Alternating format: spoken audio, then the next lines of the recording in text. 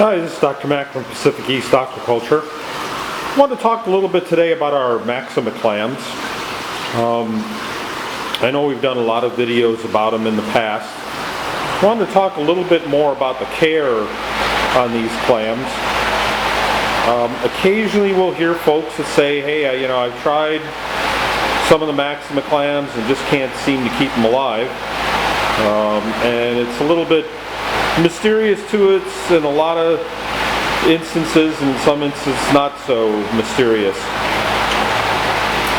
Let me give you a little background on these particular clams. I've mentioned this before in previous videos. We have a partner that we work with in Tahiti, and he collects from two particular islands in Tahiti that only he collects from.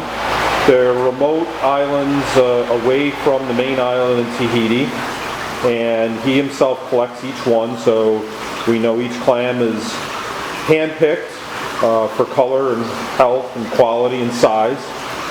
At this time we're only allowed to take the larger clams, about 4.5 inches and larger, and we're working on trying to get permits to take smaller clams. And we also have been working for the last year on culturing the clams there. And we're pretty much at the point now where we have the clams available that have been cultured. We're just waiting to get permits to be able to actually ship those clams. So he collects the clams from the more remote areas, ships them to the main island where he has his facility, and he holds the clams in tanks. They're large, round, plastic, or I'd say even like acrylic tubs, and they have natural sunlight just like ours out here in the greenhouse, and natural salt water because he's pumping water from the lagoon in his area.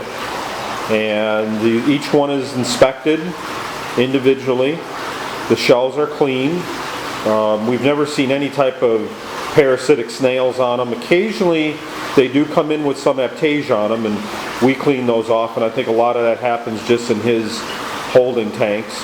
But occasionally there'll be a few that come in with some aptasia, and we clean those off. Every once in a while we may miss one, but it generally isn't a huge issue. We'll take a little toothbrush and brush them off. In Tahiti, he keeps the clams for 3 weeks before he ships them. And we've worked a lot in the last year with packing techniques. We put ice in each box because obviously the temperature is pretty warm year-round. And then they come into us. And we put them into our system out here in the greenhouse for at least 10 days to 2 weeks before we start offering them for sale. Now, some of the basic things are naturally, like any reef tank, you want to have your water parameters at natural salt water levels, and that means alkalinity about 8 DKH. That's what we try to keep here in our systems. We don't keep it elevated above that. Calcium levels about 450 or so, magnesium 1300 or so. Ours tends to run a little bit higher on those, and that's fine as long as the alkalinity is about 8 DKH. We don't really care as much about pH, but generally our system here runs about 8.2.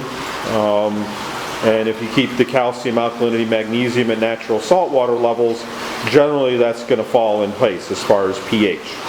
So those are the basics. Now, some of the other things are lighting, obviously. A clam with a mantle of this size, and these are about 4.5 to 6 inches typically, pretty much receives all of its food from the products of photosynthesis. So you need fairly intense lighting. Being that these clams are collected from shallow waters on the natural reefs, and the cultured clams are grown right in the same area as well, all these clams are going to require very intense levels of lighting. That means at least 250 watt or 400 watt metal halides or intense LEDs. Now there are some folks that try to keep them with T5 lighting, and it's possible. I think you just need a lot of bulbs over them. I personally would not keep them under T5s long term. And typically what happens, they'll live for 2 or 3 months, and then one day it'll look like the mantle's just kind of shrunken in a little bit, and before you know it, they're dead. There's not a whole lot known as far as diseases on clams and other symptoms, so pretty much they look great right up until the time they die. Now, one thing on these clams, they tend to be extremely reactive. That's a good thing. That's a natural thing for them. You'll see as I run my hand over the tank, you'll see they're all going to close up pretty quickly. And they're extremely reactive. That's why a lot of times on our website, you'll see someone that don't look like they're really open that well. That's because I'm standing over them trying to photograph them, and they're closing up. And I guess I'm a little impatient at times of waiting for them to open back up. Now, we have had some here for over a year. And these are them over here. There's one particular customer that placed an order with us, a rather large order for some clams and some corals about a year ago. And he's in the military, so he was deployed overseas and couldn't take the clams. Then, when he got back, he had some health issues. Wasn't able to take the clams. So it's been about a year now. Actually, it has been a year, maybe actually a bit more, that these clams have been here. We haven't lost a single one. Again, they are out here in our greenhouse, but they're doing great. Now, I have another batch of them out here in another tank that have been here about 6 months or so that we put on the side for a customer. Again, kind of a different situation as far as shipping, but we haven't seen an issue with them long term as long as they have enough lighting. We do keep a lot of them inside where we're going to photograph them, and I've got about 50 of those inside right now that are under T5 lighting.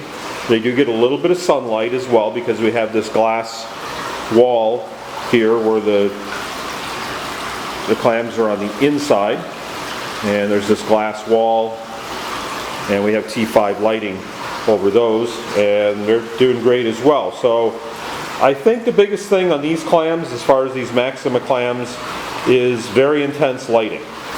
And I think it's an issue where folks sometimes try to keep them under less than intense lighting. Now, I'm not saying that's the reason for every one that someone may lose, but that's a big reason that we see here. When we ask folks, what type of lighting do you have, and they may say, T5s, power compacts, LEDs, but not very powerful LEDs, that type of thing. As folks get more and more away from metal halide lighting, it is a bit of an issue. I think clams do take some dissolved organics and utilize that as food, and there's maybe some filtering involved. We don't use, and I don't really recommend using phytoplankton. I don't really think that has much of a benefit for the clams, unlike what has been the common misconception over the last few years of putting phytoplankton into a tank. I don't think the clams really utilize it. I haven't seen any benefit from using it myself over the years, and we really don't use it at this point with any of the clams, regardless of size. Now, we do get other clams in other than these Tahitian Maxima clams. There are only Maxima clams that come from Tahiti. Typically nowadays, all the other clams that are in the industry come from Vietnam. And so you'll see teardrop maximas, the gold teardrop maximas, squamosa clams, and crocea clams. And those all come from Vietnam. So those are pretty much the only two areas right now where we're really seeing clams. Once in a great while, we'll see a few clams come in from some other areas, but that's not with any real regularity. So again, the clams seem to do great for us. We have really perfected over the last year or so that we've been working with our partner as far as collection techniques, handling techniques, shipping techniques, acclimation, and just keeping them in our systems here. We really seem to have perfected that, and we really seem to have no losses at all. These right here that I'm showing you have been here just about 2 weeks. We're probably going to be taking most of these to some upcoming frag swaps that we're attending, and that will mean that they've been here then over 3 weeks before we take them to those shows. So if you have any questions on it, please feel free to give us a call or email us. Our website is pacificeastaquaculture.com. Our toll-free number is 877-887-5224. Thank you.